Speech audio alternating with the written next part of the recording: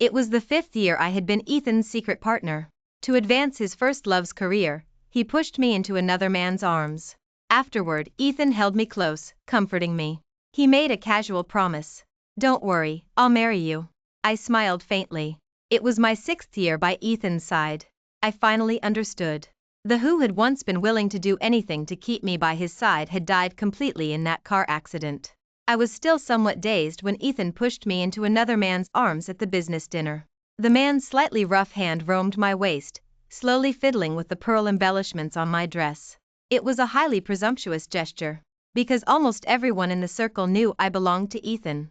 The family was at its zenith, they had no reason to oppose Ethan. Yet, the current situation was that Ethan himself had brought me to another man. Ethan, usually so arrogant, now wore a smile, holding a wine glass, and respectfully proposed a toast to the man embracing me. "Luna, Mr. Marcus is our most distinguished guest here. Tonight, you must entertain Mr. Marcus well and ensure he leaves happy." I looked at Ethan in disbelief. Such talk was all too common at business dinners. Usually, when these words were spoken, it meant a transaction was taking place. But why was it me? Before I came, Ethan had uncharacteristically spent the entire afternoon with me, even carefully instructing me to dress beautifully tonight because he wanted to introduce me to a friend. Today was our 5th anniversary, and my 5th year as his secret partner. I had thought he was finally going to give me a proper status. The man raised an eyebrow slightly, a sign of his agreement. I saw Ethan exhale in relief. Then he left without looking back. I frantically stood up, only to stumble back into the man's embrace because he still held my belt. The man glanced at me apologetically, slowly releasing his hand. I caught a fleeting, almost imperceptible smile in his eyes, but I couldn't dwell on it. I hurried to follow Ethan out. Once outside, I realized Ethan hadn't left. He was holding an umbrella, seemingly waiting for something. My heart, which had been pounding, quieted slightly. I couldn't help but make excuses for Ethan, thinking perhaps he had some special reason for leaving me there. I was about to step forward, but then Ethan moved. A girl in an exquisite dress approached from a distance. When saw her, he quickly took off his jacket and gently draped it over her. "Didn't I say I'd pick you up? Why did you come over?" Ethan's words were laced with indulgence and undisguised affection. The girl pouted.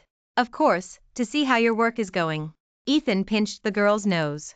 "Mrs. Orders are naturally followed by yours truly. Mr. Marcus seems very satisfied with Luna, so the script Miss wants is secured." Their voices were just loud enough for me to hear, and I instantly felt a chill to my bones. No wonder Ethan had been so respectful to that man. So, he was Mr. Marcus, the one whom 10 Ethans couldn't catch up to. Mr. Marcus had sharp eyes, every script he chose became a hit. And no wonder Ethan had sent me away. It turned out his first love, Chloe, had returned. Ethan was using me as a stepping stone for Chloe's career. Chloe seemed pleased with Ethan's answer. She pulled him into the car, and they drove away. I didn't know what my expression was, but it must have been terrible. Otherwise, Mr. Marcus's face wouldn't have looked so grim. He held my bag in his hand. "I believe I'm 1,000 times better than Ethan. Wouldn't being with me be better than being with him?" I closed my eyes. If I were truly a gold-digging woman who only saw money, I should have thrown myself into his arms at Mr. Marcus's words and eagerly had a one-night stand with him. But I wasn't. I loved Ethan, and I willingly stayed by his side. My silence, in Mr. Marcus's eyes, became proof that he couldn't compare to Ethan. He lifted my chin. "You must have heard W.H. at they said just now. That script was meticulously developed for several years. Even a dog could win an award acting in it. If you mess this up, will Ethan let you off? It's better to stay with me. Even though the script is good, as long as I'm around, there will always be better ones." Mr. Marcus caressed my cheek, his implication clear. I didn't know what assets I possessed to make such a man say these things to me. Nor did I want to understand. Because as soon as I calmed down, Ethan's face filled my mind. A dull, persistent ache in my chest that made it hard to breathe. For the first time, I proactively wrapped my arms around Mr. Marcus's neck. "Then it seems I'm quite valuable." Mr. Marcus smirked. "Of course. I don't remember how that night passed. I only remember returning to Vance the next day, my steps faltering. Ethan was having breakfast with Chloe. I saw the strawberry jam on the table. If I remembered correctly, Ethan was allergic to strawberries, Not a single strawberry was allowed where he was present. Because of this, I had forcibly broken my habit of loving strawberries. Now I saw, it wasn't that Ethan couldn't change, but that I wasn't worthy of him changing. I gave a self-deprecating smile. Sleepless through the night, I dragged my exhausted body onto the bed. Ethan pushed open the door and expertly pulled me into his arms. It was as if he hadn't seen the intertwining purple and red hickeys on my body. He treated this as just another routine comfort after the fact. Suddenly, I felt incredibly irritated and couldn't help but ask, "Aren't you going to explain, Ethan?" Ethan's body stiffened for a moment. But immediately, he answered me nonchalantly. "I'll marry you." I laughed aloud. I looked seriously into Ethan's eyes, and he slightly turned his head away, avoiding my gaze, completely lacking the ease he showed around Chloe. I suddenly realized that for the past few years, Ethan had always been like this around me, both earnest and perfunctory. Every gesture still seemed as thoughtful as before, yet I couldn't feel any love. He treated me more like a job. Why? I had already known the reason that day, but I was still unwilling to accept it. I wanted Ethan to say it to my face. Ethan looked utterly helpless. "Why do you insist on digging for answers? I've already said I'll marry you. Isn't that what you want most?" I struggled to get up. "Do I only want a proper status? Ethan, in your eyes, am I truly that worthless?" When I first joined Sterling, the Vance family was facing a major crisis, with internal and external troubles. It was I who stayed by Ethan's side, helping him to revive the Vance family. On countless nights when he drank until his stomach bled, Ethan would hold me on the bed, telling me with a pang of sympathy that he couldn't live without me. But the truth was, he personally gave me away to someone else. My heart ached with a dull, persistent pain. I stared at Ethan unblinking. Ethan didn't speak, merely rubbing his temples in annoyance. If it were before, I would have considerately stopped pressing him and found an excuse to change the subject. But this time, I didn't want to. Ethan had no choice. "If you didn't want the position of Mrs. Ethan, why did you spend so many years as my secret partner?" This sentence hit me like a thunderbolt, leaving me gaping, unable to utter a sound. So, all my actions over the years, in Ethan's eyes, were nothing but unscrupulous means to become Mrs. Ethan. But from the very first day Ethan and I were together, I had told him why I came to be by his side. Ethan saw my expression and realized he had said the wrong thing. He hugged me tightly. "Chloe has been pampered since she was a child. She suffered so much injustice in her career, and it upset her. As her half-brother, I wasn't happy either. If can get this script, she can establish herself in the entertainment industry, and that would be me doing my best as her brother. Why can't you be understanding?" Ethan's words carried a tone of reproach. He seemed completely oblivious to how unreasonable his words were. Chloe had defied her family to enter the entertainment industry back then.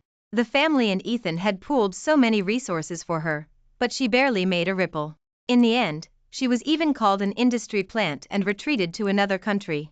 This time, too, Ethan had put in a great deal of effort to secure a supporting role in a movie for Chloe in the overseas, but looked down on it and wanted to play Mr. Marcus's lead role.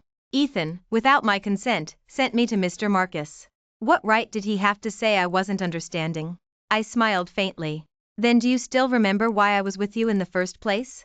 Ethan frowned. He didn't understand why my topic had shifted so quickly. But after what had just happened, he knew how to answer. Ethan touched my face. "It's because I saved you when I was 17, and you came to repay a favor." As soon as Ethan finished speaking, the door burst open. Chloe stormed in, her eyes filled with undisguised disgust. "Luna, didn't I tell you not to pretend to be me anymore?" I lifted my chin. "Your identity? What identity do you have?" Ethan's gaze flickered back and forth between Chloe and me. Chloe, having captured Ethan's attention, was triumphant. "Because I'm the one Ethan saved. You're just an imposter, a clown." Ethan froze in place. He instantly let go of me, and the blanket, dislodged by his movement, revealed my skin. Chloe was malicious, yet her words sounded pathetic. "Luna, I originally wanted to keep this secret forever, but now I can't. You're leading Ethan on while actively throwing yourself at Mr. Marcus. I can't stand by and watch you play Ethan for a fool." Tears streamed down Chloe's face, and she threw herself into Ethan's arms. "When I was 17, I ran away from home and got into a car accident. You pulled me out of the car. It was very dark then, and I was scared. You were lying in a a well of blood, unconscious. I rushed to find the police, but I didn't expect Luna to take advantage of the situation and stay by your side. Ethan, who do you believe, me or her? Chloe's tantrum was intense. She was relentless in demanding an answer. Ethan's eyes finally landed on the hickeys on my body. He struggled for a moment. Luna, tell me, is it true? I suddenly felt disgusted. I had been with Ethan for so many years, yet in the end, I was worth less than a few words from Chloe. Or perhaps Ethan didn't care who he had saved, because after rescuing someone, he had lost his memory for some reason. If I hadn't told him, he wouldn't even remember this incident. The first time I used that excuse to talk to him, he was utterly baffled, thinking I was joking. Later, as our relationship deepened, he would sometimes ask if it was an excuse I made up to get close to him. At the time, I thought it was just playful banter between lovers. But now, he easily believed Chloe's even more preposterous story of impersonation. I finally understood that Ethan had never truly believed me from the very beginning. Those harsh words, disguised as flirting, contained his true feelings. And then, remembering his hand instinctively wanting to pull away when he saw the marks on my body, what else was there to misunderstand? That promise to give me a proper status was probably just a commitment he had to make to appease me. After all, Chloe's reputation couldn't withstand any more damage. Two pairs of eyes watched me, Chloe triumphant, Ethan conflicted. I suddenly laughed. If I say you saved me, will you believe it? Before could speak, Chloe couldn't hold back. I've already investigated you. When you were 16, you were still a waitress at the local diner in Harmony. How could you suddenly appear on the highway? Luna, if you want money, Ethan has given you plenty over the years. Are you still not satisfied?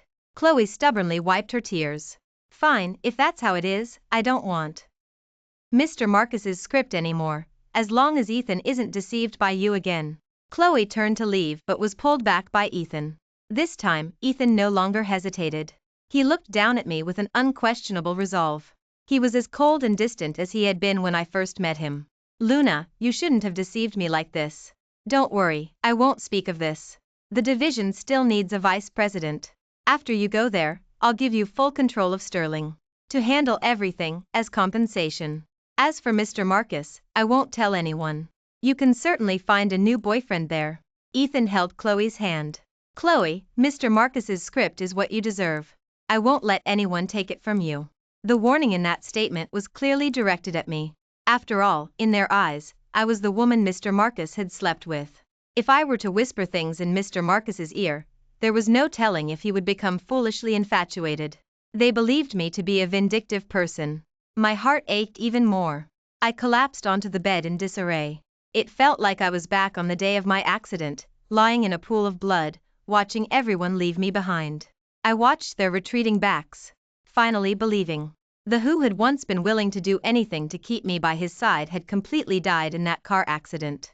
Ethan, I've repaid your kindness. From now on, we owe each other nothing. Ethan paused, trembling slightly.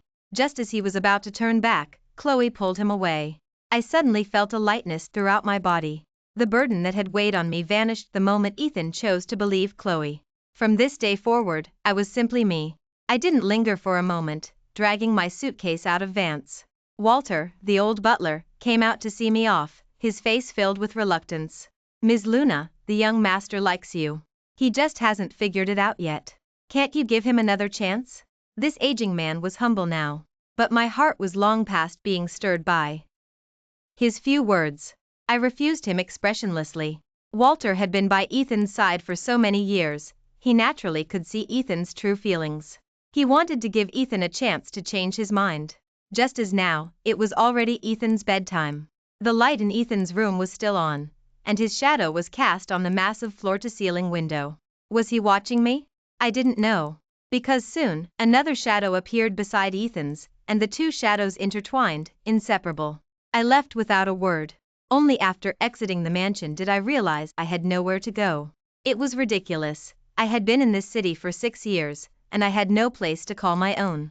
Just as I took out my phone to call a car, a very low-key Maybach stopped in front of me. The window rolled down, revealing Mr. Marcus's face. Get in. The weather's perfect today for visiting a grave. Only then did I notice a bouquet of blooming white lilies beside him. I was an orphan, despised by my birth parents because I wasn't a boy. They simply abandoned me at someone's doorstep. They left without a shred of guilt, praying in their hearts that I would find a good home. Perhaps fate felt it owed me something. It led me to the kindest person in my life, my adoptive mother, Eleanor. She was a particularly beautiful woman, raising a child on her own. After finding me, she treated me like her own daughter. But her neighbors didn't think more highly of her for her kindness. Instead, they spoke even more maliciously behind her back about her alleged impropriety. What good could come to a woman raising 2 children? When I was 16, Eleanor died. As she lay dying, she held Ethan's hand in mine.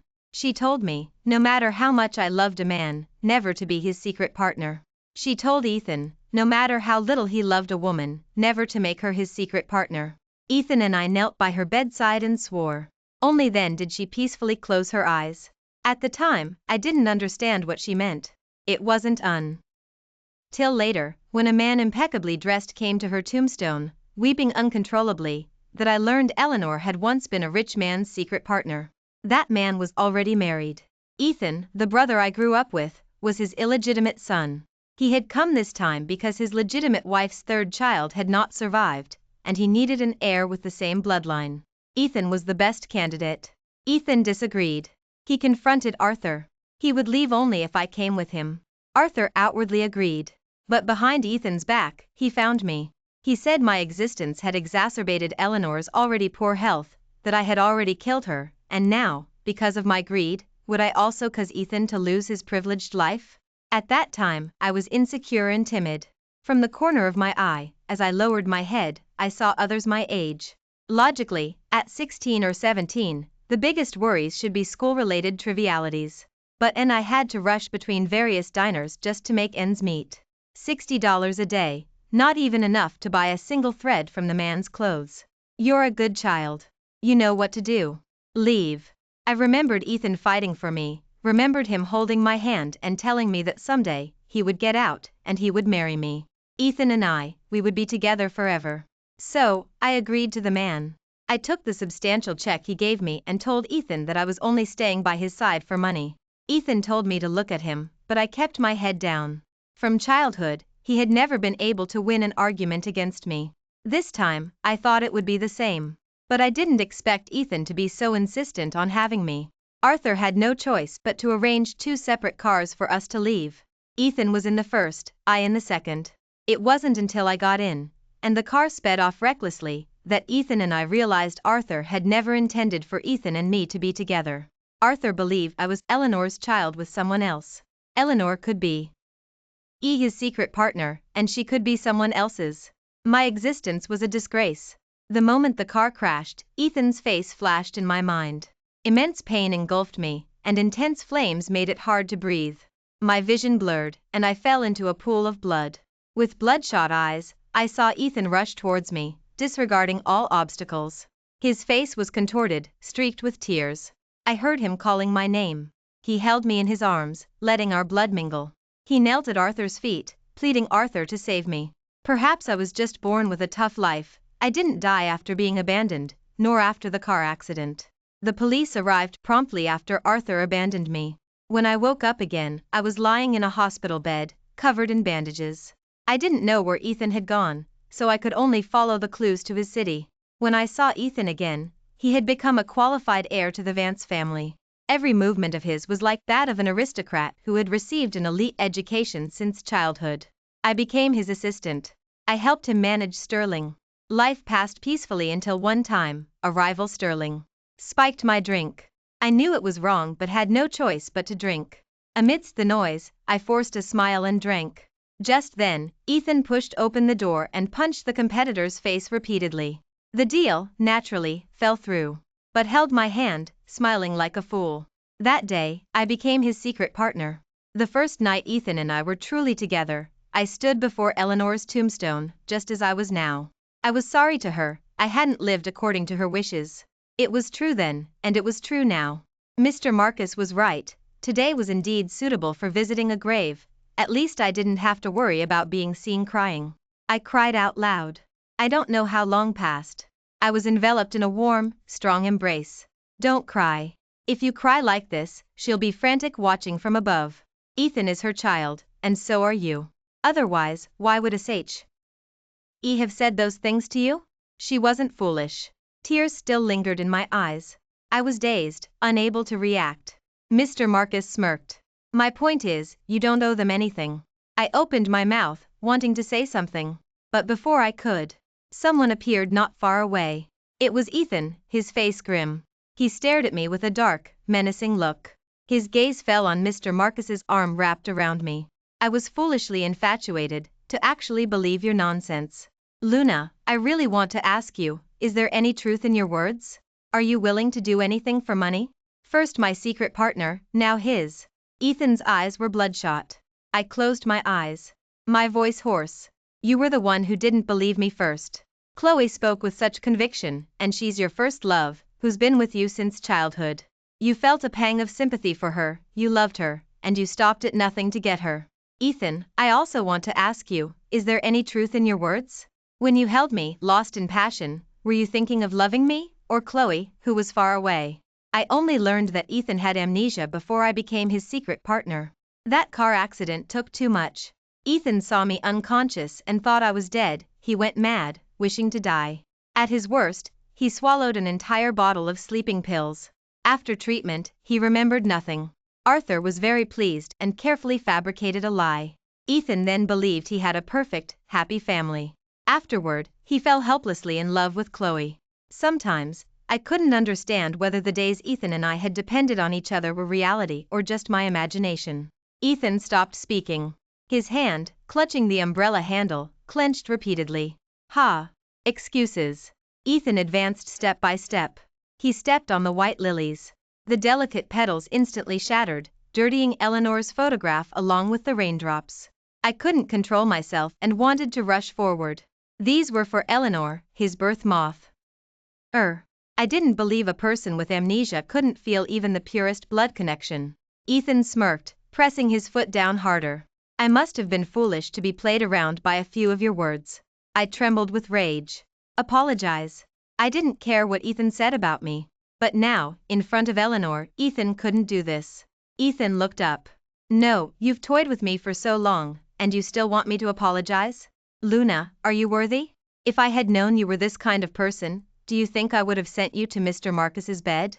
Oh right, even without me, you would have actively crawled into Mr. Marcus's bed. When I came, Chloe even told me you were faking it, but I didn't believe it then. Ethan glanced at Eleanor's photograph. Didn't you say you were an orphan? Then who is this woman? Oh, I forgot, you're my secret partner. Her? She might just be an old flame. A crisp slap echoed. Ethan, struck by me, turned his head, his face full of disbelief. He touched the slap mark on his cheek.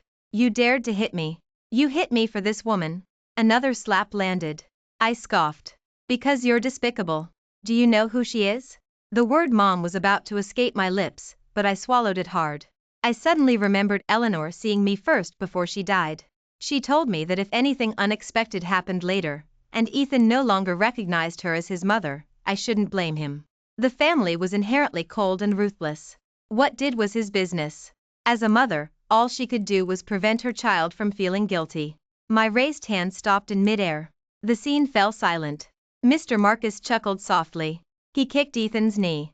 Ethan cried out in pain and fell to his knees. He tried to struggle, but Mr. Marcus gently made him drop to both knees. You don't know who she is, but don't you know you should show respect for the dead? Luna is my woman now. You can't just throw a tantrum whenever you want. Where do you put me? It's true that I gave that script to Chloe, but I can easily take it back if I want to. Ethan, no one dares to lay a hand on Luna in front of me. Mr. Marcus's voice was soft, yet the pressure was immense. But this situation wasn't absolute. If gave up the script, he could easily break free from Mr. Marcus's control. I knelt down and carefully rearranged the white lilies on the tombstone. After a long time, I heard Ethan's voice. I'm sorry. He had compromised, for Chloe. My body felt drained of all strength. From this moment on, I was simply me. I placed my hand in Mr. Marcus's palm and led him away from there. Ethan was still kneeling on the ground. From that angle, I couldn't see his expression, and I didn't want to. Sitting in the car, Mr. Marcus handed me a towel. Wipe yourself. I took it unceremoniously, and seeing Mr. Marcus tidying himself beside me, I couldn't help but ask. Why? I hadn't lost my memory, there was no one like Mr. Marcus in my recollections. Why was he helping me so much? Mr. Marcus continued his actions, even having the leisure to put on some music. Are you the only one allowed to repay a favor? I'm here to repay your kindness, Luna. I didn't understand what Mr. Marcus was saying. Just as I was about to ask again, Mr. Marcus threw a script in front of me. This is Chloe's script. If you don't want her to act in it, I can call right now to change the casting. My people cannot be bullied by them. A bitter, sharp pain stung me. No one had said words like that to me since Ethan lost his memory. However, I didn't plan to use this script to threaten them. It was true that I loathed the current Ethan and Chloe. But if they hadn't acted this way, I probably would have remained trapped in my past feelings, unable to extricate myself. Mr. Marcus saw that I didn't move and instantly understood my choice. He took me to the entrance of the old neighborhood. After graduated from college, she lived here. Although I really want you to live with me, I think this place might suit you better. I was slightly surprised. I had never heard Eleanor speak of her past. Naturally, I didn't know that the fierce and strong woman I knew had been so gentle and refined in her youth. By's bedside was a photograph. She was smiling, leaning on Arthur's shoulder, every gesture identical to the photograph I had taken with Ethan just a few days ago, when I was clinging to him. Sometimes, I really couldn't help but sigh. Fate was too deep, but affection was too shallow. The next morning, I went directly to Sterling. When I was processing my resignation, my colleague looked at me awkwardly. I'm sorry, Luna, but Mr. Ethan said we couldn't approve your resignation. He said he'd already arranged for you to go to the overseas. I scoffed. I took the documents and went to Ethan's office. As soon as I pushed the door open, I saw Ethan and Chloe kissing. Chloe looked at me with an incredulous expression. Didn't you leave? Why are you back? Luna, can't you tell Ethan doesn't like you? I raised my eyebrows slightly. You'll have to ask your Ethan, is he so reluctant to let me go? He went to such lengths to keep me here. The resignation letter was slapped onto the desk, making a loud sound. Ethan calmly wiped the lipstick from the corner of his mouth, showing no sign of his disheveled state from last night. You're with Mr. Marcus for money. If you stay with me, I can give you more. What's wrong with the overseas? Chloe immediately understood Ethan's meaning. She broke free from Ethan's embrace. Ethan, you promised me. I raised an eyebrow. Yes, don't you love Chloe? Wouldn't it be better for you and Chloe to be together if I left? Then, I feigned surprise and looked at Chloe. Oh, could it be that your Ethan can't bear to let me go? Chloe was someone who couldn't stand being provoked. She didn't like Ethan before, only saw him as a backup. But after all these years, she realized he was the best backup. She had thought she could become Mrs. Ethan without any worries, but then I appeared. She finally managed to get rid of me, only for Ethan to become unwilling. How could she accept that? It just goes to show, Chloe had been by Ethan's side for so many years for a reason. She threw a small tantrum, then began to cry silently. Tears dripped onto Ethan. The room was silent. After an unknown amount of time, Ethan finally signed my resignation letter. I turned to leave, but Ethan suddenly called out to me. The secretary handed me a card. This is my compensation for you. I smiled, not looking back, nor taking the card. I must say, not working was wonderful. Since graduating from college, I had never enjoyed such a long vacation. I traveled alone through most of the country. Finally, I returned to Eleanor's Harmony. There, I opened a bakery cafe. The soft scent of cupcakes enveloped me, and I instantly felt alive again. It would be even better if I could ignore Mr. Marcus clumsily frosting cakes. Ever since he learned I had resigned, Mr. Marcus had invited me 3 times to work at his Sterling. After I refused, he started following me on my travels. Watching his idle demeanor, I couldn't help but worry about his company's status. Mr. Marcus simply told me lightly that if you couldn't lead a team, you'd work yourself to death. However, if you're willing to come back with me, then I'll definitely live to be 100. Mr. Marcus's handsome face leaned in. To this, I simply pushed him away. Life was good now. I didn't want to fall into that abyss again. Mr. Marcus didn't get angry, pitifully eating the cupcake he had ruined. The wind chime by the door jingled. I looked up. Unexpectedly, the person who came was Ethan. After several months apart, he looked much shabbier. He no longer had his former spirited demeanor, sitting dejectedly in the distance. I frowned, just about to ask him what he wanted. Ethan spoke. His voice was hoarse, his eyes bloodshot.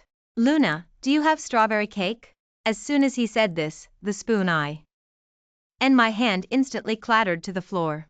Actually, Ethan wasn't allergic to strawberries from the beginning. On the contrary, before he lost his memory, he loved eating strawberries. It was only after the car accident that seeing strawberries triggered a stress response because they reminded him of me. For to say this now, it clearly meant he had remembered. My hands trembled slightly. Not because I was excited that Ethan had recovered his memory, but because my newly calm life had been disrupted. Mr. Marcus spoke first. "Sorry, we don't sell strawberry cake here. Our boss doesn't like it." I had long since stopped liking strawberries, just as I had long since stopped liking Ethan. Ethan was a smart man, he understood the meaning of those words. The next moment, Ethan cried uncontrollably, abandoning all pretense. I'm so sorry, Luna, I didn't want to forget you, I didn't want to." Ethan covered his face, large tears falling. This drew the attention of several customers in the bakery cafe. I sighed. I took some strawberries from the refrigerator and garnished the cake that Mr. Marcus had mangled. Marcus's eyes lit up. He smilingly took the cake and personally placed it in front of Ethan. The hope in Ethan's eyes instantly shattered. He stumbled out. I glanced at Marcus. Marcus understood immediately and dutifully went to investigate what had happened in the past few months. It turned out that after I left, Ethan regretted it. He couldn't stand life without me, frantically searching for my whereabouts. But there was still no news. He thought I wouldn't appear because of Chloe. Not only did he stop Chloe's script, but he also exposed all her scandals from over the years. Chloe became a pariah in the entertainment industry. Chloe was furious, and the Chu family was not to be trifled with. The business war between the Chu family and the Zhou family began. In the end, the Chu family went bankrupt, and Ethan narrowly won. But on his way to Sterling, he was hit by a car arranged by the Chu family and forced off the road. He lay in a hospital bed for several months before regaining consciousness. After waking up, he remembered everything. He came here without any hesitation. After finished speaking, he nervously looked at me. I couldn't help but smile. I knew what he meant. What happened between Ethan and me couldn't be explained in just a few words. Before, Ethan had amnesia. Now that he was back to normal, there was no guarantee I wouldn't fall for him again. After such a long time, I took Marcus's hand again. I looked seriously into his eyes. "No. There's no possibility between Ethan and me anymore." The words had barely left my lips. Just then, a heavy thud came from the doorway. Marcus and I turned our heads simultaneously, seeing Ethan, wearing an apron, frozen in place. His eyes were vacant, as if he couldn't believe what he had heard.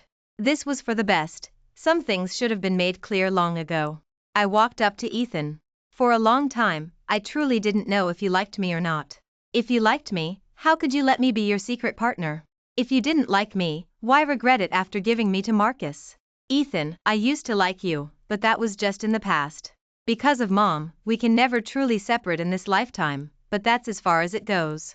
It's like the white lilies you trampled that day. No matter how I arrange their petals, they'll never go back to how they were. Ethan, we can't go back." Did ever love Eleanor? I don't know. I only know about the diary filled with Eleanor's girlish thoughts in the long-sealed old neighborhood. Aunt's last hint of unwillingness just before she died. Did ever love me? I don't know. Because I'm not Eleanor, and I don't have a diary to express my longing. In my youth, 99% was just living, and 1% was Ethan. All of that disappeared completely after I walked up to Ethan. Ethan clutched my hand tightly. "No, it's not true. I love you, I love you. I was wrong before. Can we please get back together? We're right here, Mom is here too. We're a family, just like before." Ethan pleaded desperately with me. I pulled my hand free with all my strength. "Impossible. Don't make me live like Mom did." Ethan froze. He suddenly coughed up a large mouthful of blood. Unable to support himself any longer, he fell to his knees. When the ambulance arrived, the paramedics asked where his family was. I shook my head and replied that I didn't know. Ethan was gone. He didn't say a word. I sighed in relief and continued running my bakery cafe. Marcus had been by my side for a long time. In the 3rd year, I accepted Marcus's proposal. He was as happy as a child. On our wedding night, I asked him what favor he was repaying. Marcus held me close. "The day you had your car accident, I had one too. Mine was a little earlier than yours. The driver died on the spot, and I lay unconscious in the grass. If the police hadn't found me while saving you, I probably would have died long ago. Tell me, isn't that a life-saving grace, and doesn't it require me to commit myself to you? I laughed helplessly. Since it happened one after the other, why couldn't it be that I benefited from you? What if the police were originally saving you? After all, Arthur wasn't kind enough to save me. Marcus answered without hesitation. Then commit yourself to me. We're meant to be. As spoke, his actions became playful again. In the winter of our second year of marriage, we had a lovely daughter. When I told Eleanor the news of our daughter's birth, I discovered a new tombstone next to Eleanor's. It had no photo, only a name. Ethan.